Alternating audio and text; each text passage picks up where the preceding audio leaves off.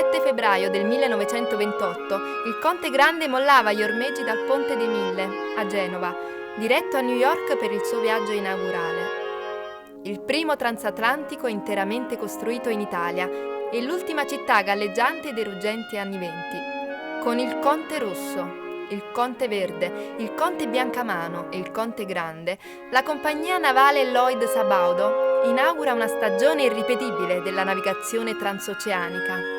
I famosi quattro conti.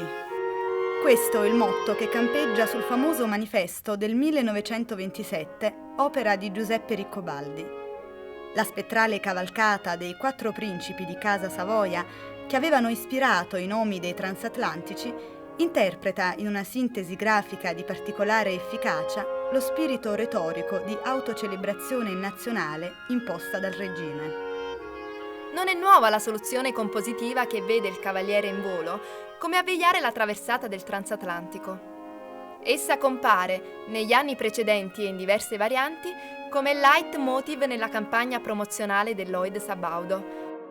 Nel manifesto The Three Counts di Aurelio Craffonara, le figure dei principi di Casa Savoia, in posa statuaria, su nuvole dense di un cielo dai colori pastello, conservano tracce di uno stile pittorico, riconducibile alle leziose atmosfere del Liberty di Casa Nostra.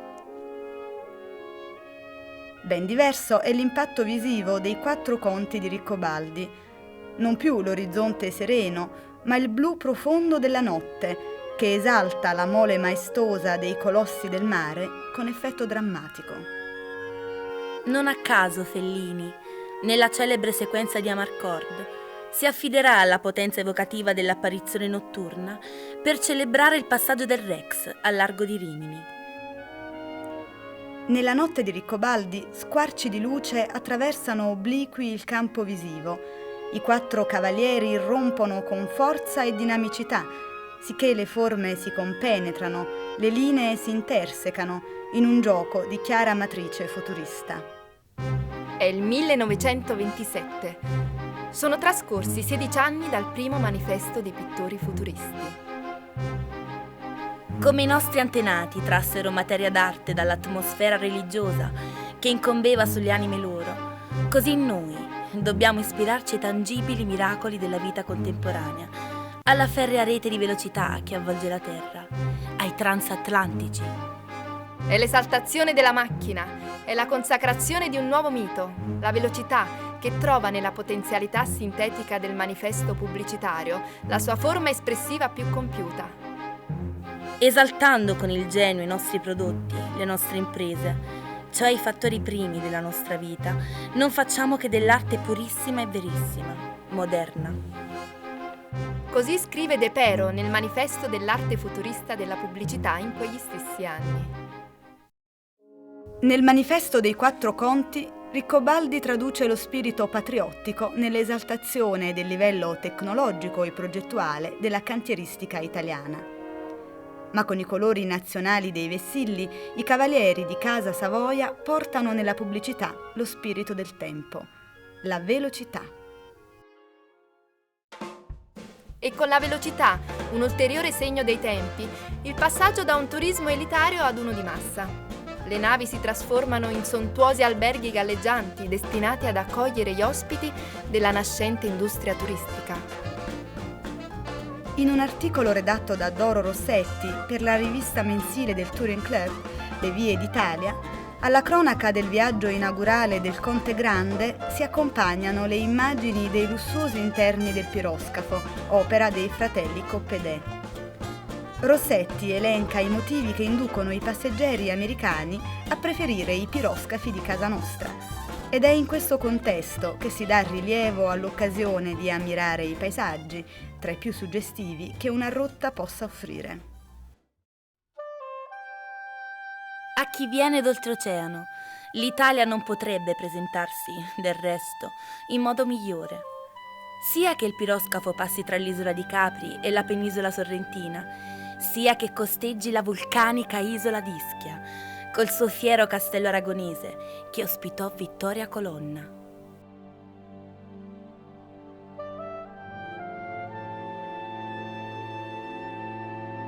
Ed è così che l'isola di Ischia assurge al rango di esotica veduta sulla rotta del sole, nel quadro più ampio di un'epocale trasformazione della traversata transoceanica, che sempre più diventa vera e propria crociera.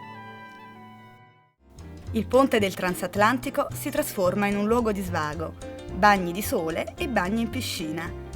L'iconografia del materiale promozionale delle compagnie di navigazione adegua la veste grafica dei dépliant e delle brochure per comunicare il piacere del viaggio sul mare.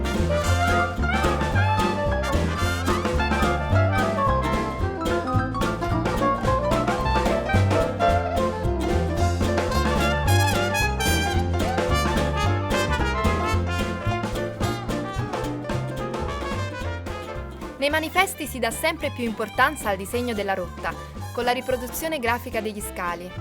La sagoma del transatlantico, che dominava l'impianto compositivo dell'immagine, con la prua in primo piano, quasi che il margine del quadro non riuscisse a contenere la mole titanica della nave in movimento, si riduce ora sempre più, fino a perdersi all'orizzonte, sullo sfondo di luoghi lontani e misteriosi.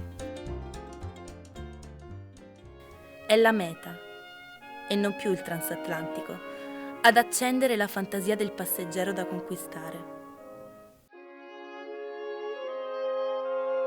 Fanno eccezione le ammiraglie del regime, il conte di Savoia e il Rex, che compaiono affiancate nel celebre manifesto di Giovanni Patrone del 1932.